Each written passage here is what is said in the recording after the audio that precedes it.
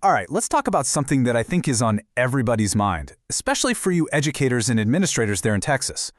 We're going to jump right into Module 5 of the state's K-12 AI training framework. This is all about digital wellness, and really, how we can get back our most precious resource, our focus, in a world that's just relentlessly trying to steal it. So does this look familiar to you? You get to the end of a long day, your mind just feels like a browser with, 100 tabs open at once, and you are just completely drained. If you're sitting there nodding your head right now, you need to hear this. That feeling is not a personal failure. It's a direct result of the digital world we're all living and frankly swimming in every single day. So let's actually pull back the curtain and see what's really happening here. To get a handle on that exhaustion, we have to first understand the invisible system that's actually causing it. And that system has a name. Experts call it the attention economy. Now, what is so important to get here is that this is not an accident. This isn't just how the internet happened to turn out. No, it's a multi-trillion-dollar industry, and it's been intentionally built with these incredibly sophisticated algorithms for one reason and one reason only, to grab your attention and then sell it. Your focus? Well, that's the product. So how exactly do they do it? Well, this slide right here shows the secret weapon. It's called the dopamine loop. See, every single notification, every like, every time you endlessly scroll down a feed, it's all engineered to give your brain a tiny little hit of a pleasure chemical called dopamine. This creates this incredibly powerful feedback loop that literally conditions you to keep checking, keep scrolling, keep engaging. It goes beyond just being engaging, it becomes compulsive. And for professionals like us, especially for educators, the fallout from this is, well, it's pretty severe. This constant digital pull is what leads directly to that feeling of cognitive overload. It absolutely shatters our ability to do deep, focused work, and it is a massive reason for burnout. And at the end of the day, it's a distraction from our most important mission, educating our students. And that right there, that brings us to the absolute heart of the problem, just as the framework lays it out. This is not about having weak willpower. This is a systemic challenge to our fundamental ability to direct our own minds and our own actions. It is a genuine crisis of human autonomy. Okay, so how do we even begin to fight back against a trillion-dollar industry designed to do this to us? Well, the answer, and this might surprise you, is by using a new kind of technology, but using it strategically. So let's reframe AI. Let's stop thinking of it as just another distraction and start seeing it as a powerful tool, an intervention for our own wellness. This quote from the source material, honestly, it's everything. It completely shifts the conversation. We're not talking about AI as just some shiny new toy.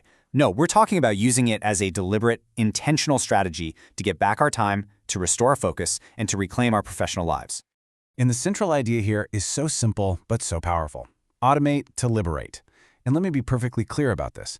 This is not about replacing the human magic that happens in a classroom. It's about using AI to take care of the tedious, the boring, the time-sucking administrative work so that we are liberated to do more of what actually matters, the high-impact, human-to-human work. And look, this isn't some abstract, futuristic idea. Think about the real heavy lifting AI can do for you, like right now.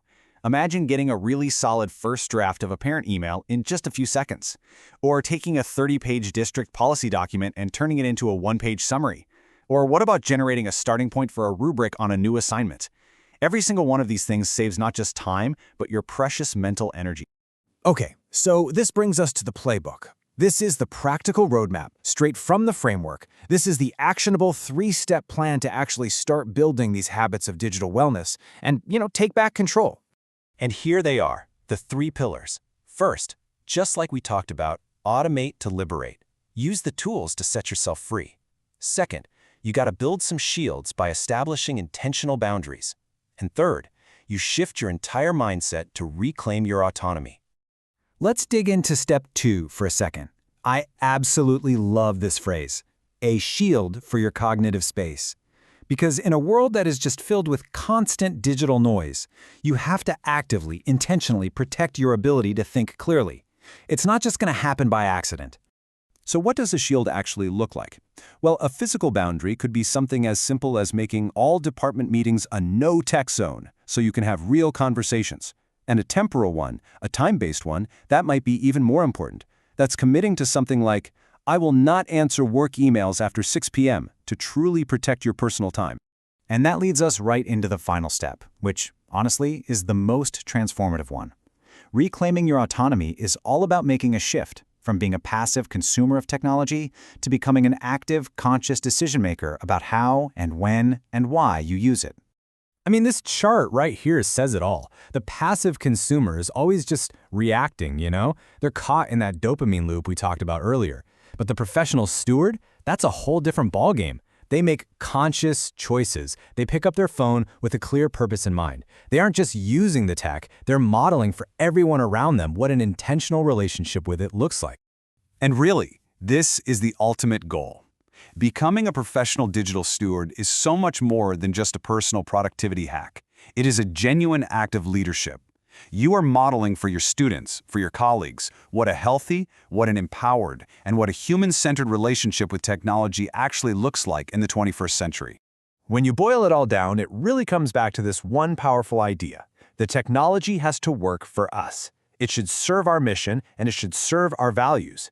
We absolutely must be the master of the tool and not the other way around. So I'll just leave you with this one question to think about. The next time you pick up your phone or you open your laptop, just pause for 1 second and ask yourself, right now, is this a tool that I'm choosing to use for a specific purpose, or is it a trap that's about to use me? Your answer to that question? Well, that's going to determine everything.